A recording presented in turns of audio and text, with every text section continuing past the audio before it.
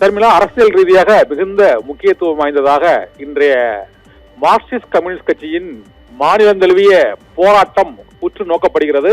தமிழக வெற்றி கழக அரசுக்கு வெளியில் இருந்து ஆதரவு அளிக்கக்கூடிய இடதுசாரி கட்சிகள் தமிழக தலைமைச் செயலாளரை கண்டித்து மாநிலம் முழுவதும் ஒரு கண்டன ஆர்ப்பாட்டத்தை இன்று நடத்தி இருக்கிறார்கள். இந்த ஆர்ப்பாட்டத்தின் பின்னணி திண்டுக்கல் மாவட்டம் குஜிலியம்பாறை வட்டாட்சியர் மீது முறையான நடவடிக்கை எடுக்க வேண்டும், இடதுசாரி மாணவர் இயக்கங்களை குறிவைத்த தலைமைச் செயலாளரின் சித்தாந்த பின்னணி அம்பலப்பட்டிருக்கிறது.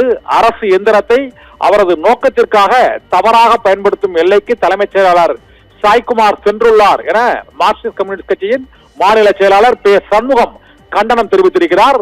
இங்கு இடதுசாரிகளை கம்யூனிஸ்டுகள் ஒவ்வொரு கிராமத்திலும் எத்தனை பேர் இருக்கிறார்கள் என்ற கணக்கெடுப்பு எடுப்பதற்கான சுற்றறிக்கை விடுக்கப்பட்டு அது பின்னர் திரும்ப பெறப்பட்டதாக அங்கு கூறப்பட்டது. இருந்த போதிலும் ஒரு கல்வி வளாக அமைதி மற்றும் இடதுசாரிகளின் போராட்டம் என்பது ஜனநாயக ரீதியாக நடைபெறக்கூடியது என்றும் அவர்களை கணக்கெடுக்க சொல்லியும் அவர்களை மீது ஒடுக்குமுறைகளை பிரயோகிக்கும் வகையிலும் தலைமைச் செயலாளர் அந்த உத்தரவை பிறப்பித்திருப்பதால் தான் குஜிலியம்பாறை வட்டாட்சியர் அந்த நடவடிக்கையை அவர் எடுத்திருக்கிறார் என்று மார்க்சிஸ்ட் கம்யூனிஸ்ட் கட்சி குற்றம் சாட்டியிருக்கிறது.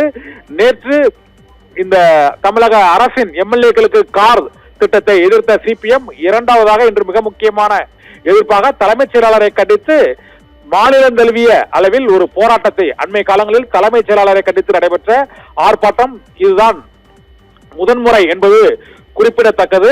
தமிழக வெற்றி கழக அரசை கண்டித்து ஆர்ப்பாட்டம் என்பதற்கு பதிலாக தலைமைச் செயலாளரை கண்டித்து ஆர்ப்பாட்டம் என்ற ஒரு புதிய அரசியல் பாணியை மார்க்சிஸ்ட் கம்யூனிஸ்ட் கட்சி இன்று கடைபிடித்து மாநிலம் தழுவிய அளவில் இந்த போராட்டத்தில் ஈடுபட்டு இருக்கிறது.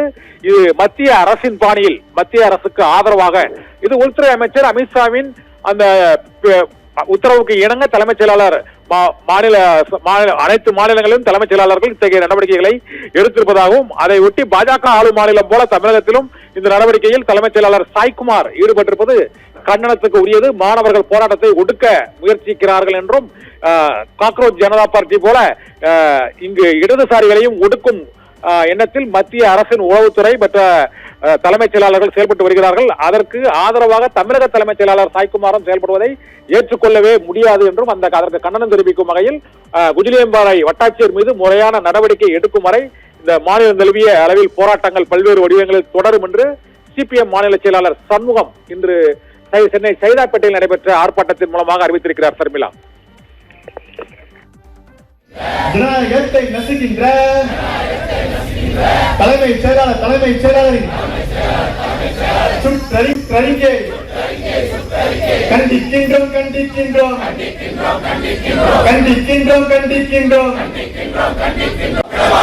ஜனநாயக விரோத சுற்றறிக்கை ஒருபோதும் ஏற்க மாட்டோம். அரசமைப்பு சட்டத்தை மாண்புகளை தூக்கி போட்டு மிதிக்கின்ற அரசியலமைப்பு சட்டத்தை எச்சரிக்கை மார்க்சிஸ்டுகளின் எச்சரிக்கை. திரும்ப பேரு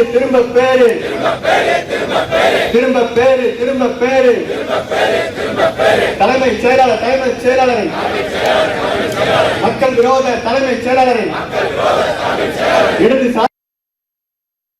கண்டன ஆர்ப்பாட்டம் என்பது நடைபெற்றுக் கொண்டிருக்கிறது. அரசியல் சாசனத்திற்கு உட்பட்டும் ஜனநாயக பூர்வமாகவும் செயல்படக்கூடிய இடதுசாரி கட்சிகளுடைய செயல்பாட்டை முடக்கக்கூடிய வகையிலேயும்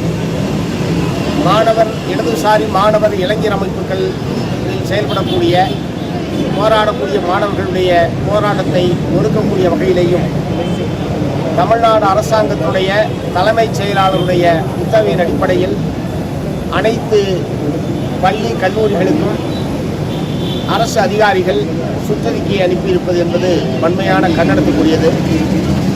கடந்த ஜூலை மாதம் 28ஆம் தேதி தமிழ்நாடு அரசுடைய தலைமைச் செயலாளர் தலைமையில் நடைபெற்ற சட்ட ஒழுங்கு சம்பந்தமான கூட்டத்தில் இத்தகைய உத்தரவு என்பது பிறப்பிக்கப்பட்டிருக்கிறது. தலைமைச் செயலாளர் தலைமையிலான கூட்டத்தினுடைய முடிவின் அடிப்படையில் தான் கல்லூரி கல்வி ஆணையர் அவர்கள் இத்தகைய சுற்றறிக்கை அனுப்பியிருக்கிறார். தமிழ்நாடு அரசுடைய உயர்கல்வித்துறை செயலாளர் அவர்கள் தமிழ்நாட்டில் உள்ள அனைத்து பல்கலைக்கழகங்களுடைய பதிவாளர்களுக்கும் இதே போன்ற சுற்றறிக்கை அனுப்பியிருக்கிறார்.